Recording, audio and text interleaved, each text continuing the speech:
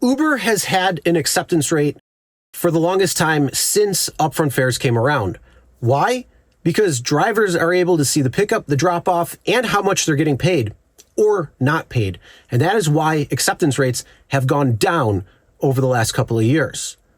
But Uber is trying to combat that with Advantage and Standard mode, trying to get you above a 25% acceptance rate.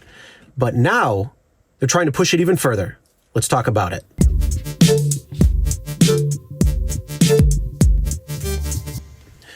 Hey everyone, my name is Chris and welcome to the Rideshare Guy.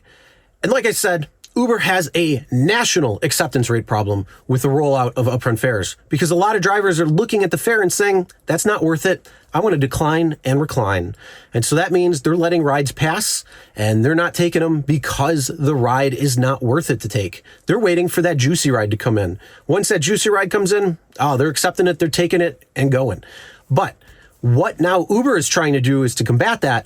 We had the 25% acceptance rate threshold when it came to trying to get Advantage versus Standard in select markets. Now they're trying to push the goalposts even further with a 50% AR when it comes to new quests. That's right. Now you have to have acceptance rate and cancellation rate tied to a quest if you so choose. And if you're lucky enough to get quests, that is. Because several markets, unfortunately, don't have that yet.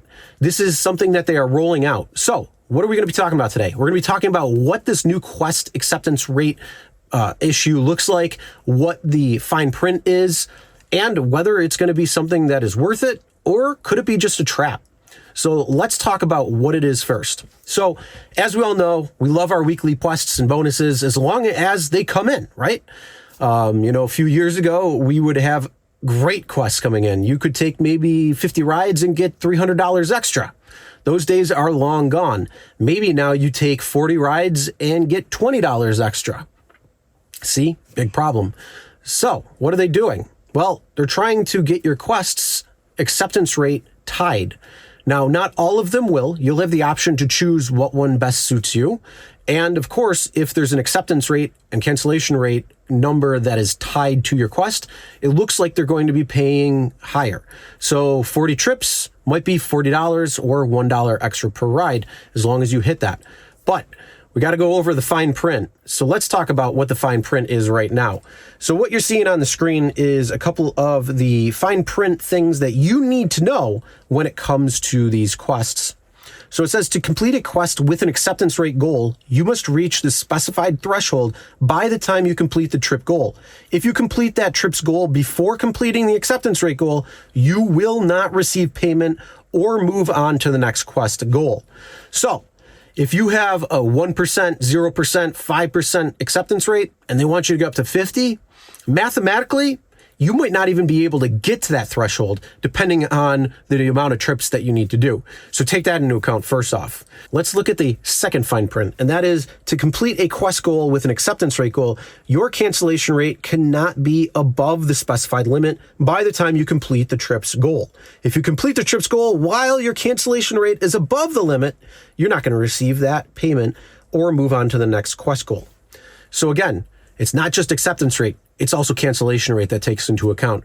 So if you live in a market where there's a lot of kids in the area and, school time comes around and they're trying to get rides and you're not taking them because you know that anybody under 18, unless it's an Uber teen, 13 to 17, is not allowed. Or maybe there's too many people trying to fit in an Uber X. Maybe they need a new Uber XL, but they were too cheap to get the XL instead of the X. Or maybe there was children with car seats. Whatever it might be that you need to cancel the ride, you have to meet a certain threshold. And if you don't meet that certain threshold, hey, guess what? You ain't getting your quest anymore.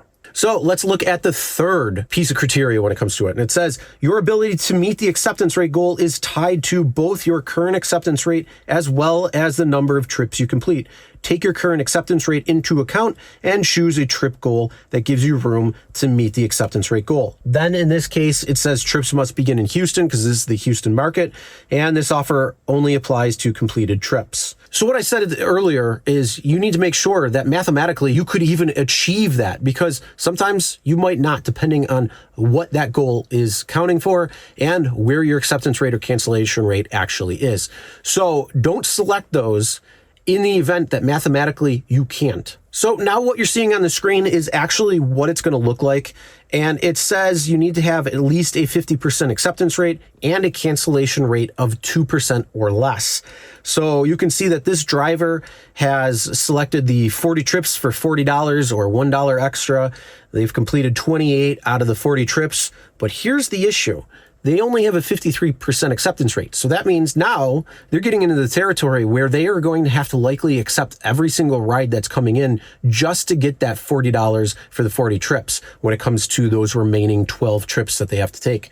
But the big thing is, can they actually get from a 6% down to a 2% in order to meet this criteria? If they don't, they will not get this extra bonus. So that means you could be accepting trash. You could be accepting low-paying rides. You could be accepting rides going in the middle of nowhere that you may not normally want to take. And you're trying to chase a goal you may not actually be able to really actually get. So what do you think about this new quest when it comes to acceptance rate and cancellation rate being tied to being able to actually get the quest bonus? Do you think that this is going to be worth it? I don't think so. And I'm going to tell you why. Look, when it comes down to it, you have to take 40 trips. You're only getting $1 extra in this particular case. 40 trips, $40. $1 extra per ride. If you are accepting low-paying offers, you could probably cherry pick your way and make more money without the quest entirely. So in my opinion, when it comes down to this, the biggest thing that you should probably be focusing on and looking on is, are you cherry picking? If so, you might want to stick with it, and then stick with quests that are actually not tied to acceptance rate and cancellation rate. They might look like they're going to make you more money because it's $1 extra versus, 50 cents or 25 cents extra per ride. But in reality, if you are cherry picking and you are doing the right strategies that we talk about when it comes to the Rideshare Guy, what you know in your market and how to maneuver, as well as knowing your costs, what's acceptable, what's not, all of those things combined will help you become more profitable.